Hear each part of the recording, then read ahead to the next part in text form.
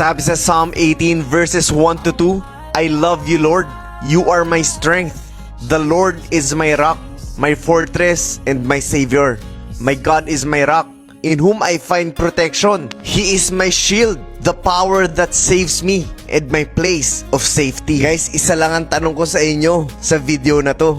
Gaano mo kamahal ang Diyos? How much do you love Him? Yung totoo. Kasi lagi ka nagpe-pray, lagi ka nag-worship, lagi ka nag-church, nagbabasa ka rin ng Bible. Pero na-internalize mo na ba talaga kung gaano kalalim ang pagmamahal mo sa Diyos? Siya ba talaga ang tinuturing mong sandalan? Or sinasabi mo lang? Alam niyo guys, yun yung mga simpleng tanong na akala natin okay na. Pero kapag inisip talaga natin, sumasablay pala talaga tayo. Hindi pala talaga natin nagagawa. Hindi na natin kailangan tanungin kung mahal ba tayo ni Lord. Hindi na tinatanong yun. Actually, it's unconditional. Alam natin yun. Pero tayo, ikaw, do you really love Him? Isipin mo mabuti yun. Because if you love Him, you will fear Him. Hindi ito yung fear or takot na parang ayaw mo magpakita, na parang na-trauma ka. Pero ito yung takot dahil mahal na mahal mo siya at ayaw mo lumabag sa kalooban niya. Sabi ni Jesus, if you love me, obey my commandments. Ibig sabihin kung mahal natin siya, susunod tayo sa Kanya. Ngayon, babalik tayo sa tanong, gaano mo kamahal ang Panginoon? Ibig sabihin, gaano ka kasumusunod sa Kanya? Or kapag meron lang kailangan. Guys, check your heart.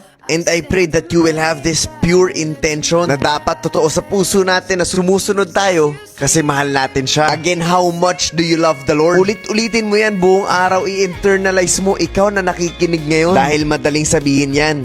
And I pray that it really comes from the heart na makikita sa actions. And sana po ay malinaw ang mensahe ng video na to.